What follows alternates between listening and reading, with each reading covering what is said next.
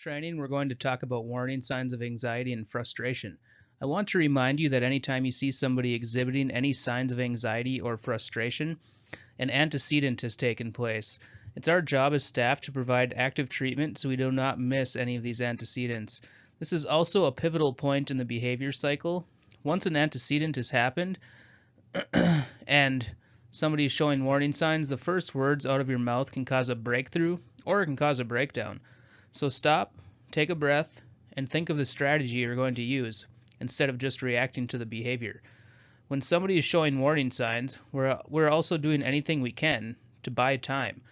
We want to keep that specific behavior from escalating in any way possible.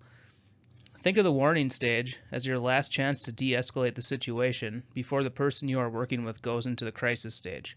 Let's take a look at what these warning signs of anxiety and frustration may actually look like in a real-life scenario.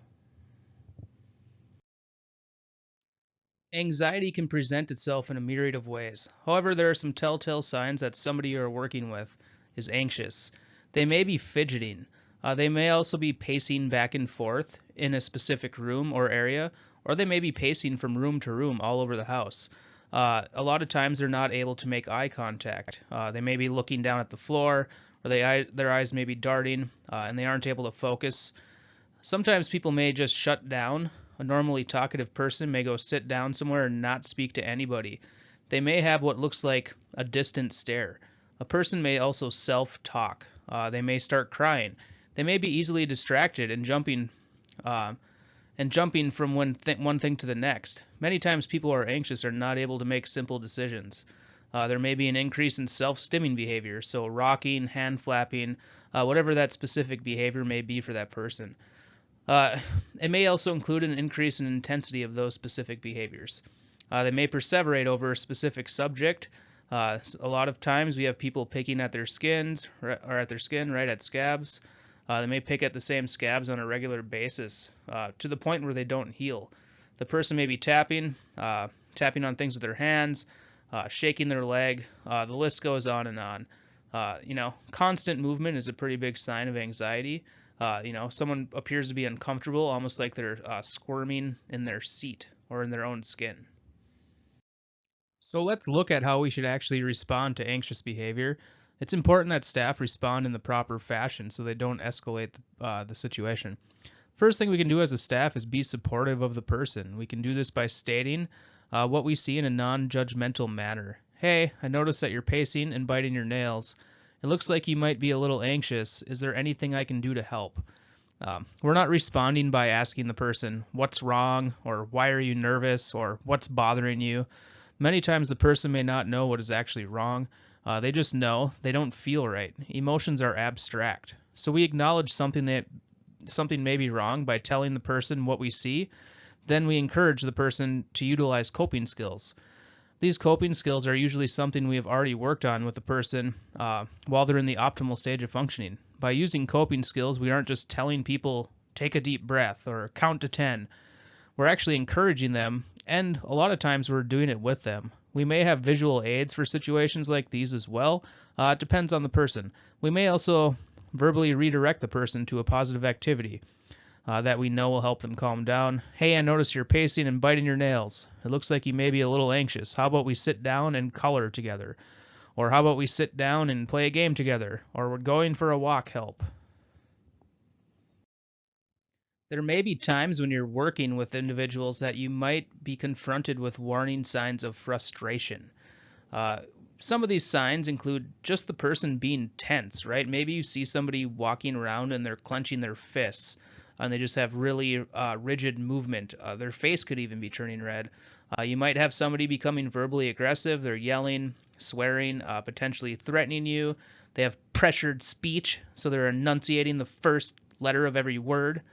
They may be talking louder, faster, just changes in tone of voice in general. It's just about knowing the person that you're working with. The person may just shut down, right? You have somebody who's normally really talkative, and then they go, back into their bedroom and they close the door, and they don't respond to anybody, right? Maybe you have somebody, everyone has seen this most likely. We call it, when somebody's staring through you. When somebody's sitting down staring at you like that, It's almost like they're burning a hole through the back of your head, right? They're not thinking about good things. We should take that as a warning sign of frustration, and we should start to address that to figure out what's bothering the person. You might have people stomping around the house, right? Stomping their feet, slamming doors, just picking up objects and slamming them down on counters or tabletops. Sometimes it gets to the point of throwing objects, and it could potentially get to the point, of some property destruction as well. When reacting to a person exhibiting warning signs, staff have to be aware of their own body language and the actions that they're taking. This will require you to slow things down in your head when these warning signs start. You actually need to pause for a moment, take a breath, and then respond after you've assessed the entire situation. While you're doing that, imagine a positive intervention. It's just imperative that we don't overreact as soon as that behavior starts.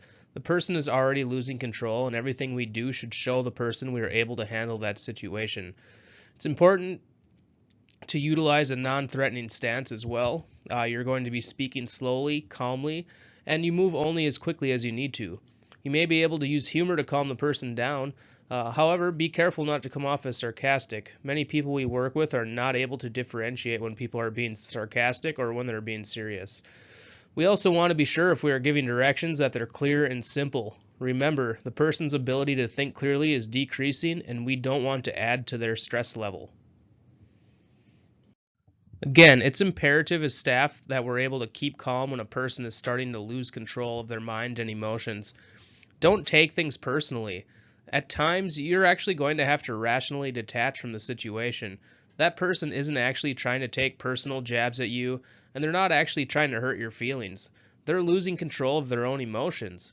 You have to remind yourself that being able to rationally detach from the situation is going to help you think clearly and keep your focus, and in turn that will help you de-escalate that situation faster. It's also going to decrease the likelihood that you're adding to that person's frustration or anxiety level. Rational detachment also minimizes us giving big reactions and reinforcing that behavior. As staff, we also need to take the environment into consideration when somebody is starting to lose control. Our main focus should be to remove the audience. This is going to require some creativity in many cases. A lot of time that person's peers have seen similar behavior before and they want to watch. We may have to offer a preferred activity to other people in the area in order for them to be able to leave the room. Asking other people in the room to go relax in the room for a few minutes usually isn't going to do the job. You may have to offer them to go for a walk, play a game, go for a ride, or whatever else they may enjoy doing. The person showing warning signs may also just need a break. Just giving that person space may stop the situation in its tracks. We don't always have to be right on top of everybody, but we do have to make sure we are still keeping everybody safe. We can also adjust noise levels during those situations. You may have to turn down TVs and radios. You may also have to shut off any other appliances which may be making noise. But we also need to take lighting into consideration. Maybe the house is too bright and we need to dim the lights a bit. Or there may even be a sensory room or area in the house we may offer the person to use. We could potentially even offer to bring the person outside. Many times just seeing some sunshine and getting fresh air will help. Another tool we can use when somebody is showing warning signs of frustration or anxiety is simply verbal redirection. Verbal redirection doesn't mean we're just telling the person what not to do. It actually means we're redirecting that person to a more positive activity. This is going to have to be a preferred activity for that person.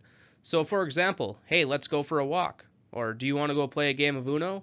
How about we go for a van ride? I bet it's nice outside. Let's go get some fresh air. How about we listen to some music? Right? So those are some pretty basic examples. We don't want to say things like, no, stop that, knock it off, that's not nice, or that's inappropriate, sit down, keep your hands to yourself, or calm down, relax. When you say things like those, you're only going to add to that person's frustration level and you're potentially escalating that situation. We also aren't verbally redirecting somebody to a non-desired activity. It's not going to work to tell somebody, hey, how about we go get your laundry started? Or hey, you haven't done a chore yet today. So remember, verbal redirection is one of our main tools we use when somebody is showing warning signs. If you aren't redirecting that person's focus and attention to something positive, it's not going to work.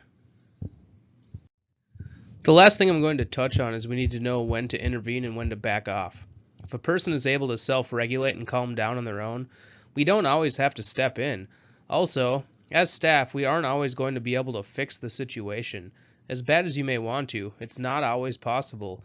There are times when we may just have to let that situation play out. If somebody asks you to leave them alone and you're able to do so safely, then actually leave them alone. Or, if you can't leave them alone safely, maybe you just need to give them a little more space, and that will help them calm down. There may be times when staff is actually pushing the situation too far. If you see that happening, it's a good idea to step in and take over for that staff. Many times, as soon as staff switch out, the situation immediately de-escalates. The person may just be sick and tired of working with that specific person. If somebody comes to you and offers to switch out, don't take it personally.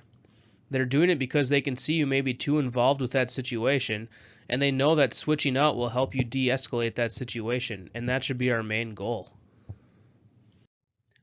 By all means, this is not an all-encompassing training. This is just a quick snapshot of what anxiety and frustration may look like while you're at work, and some very basic things you can do to handle those situations. If somebody is showing any of those signs, it's our duty to help. The last thing you want to do as a staff is ignore that person and end up with a potential crisis on your hands. Sometimes people have a tendency to ignore everything and hope that person calms down on their own. It's okay to ignore some of the specific behaviors that person may be exhibiting, but we never want to ignore the person. Remember, we are there because they are starting to lose control. Thank you for watching this, and have a great day.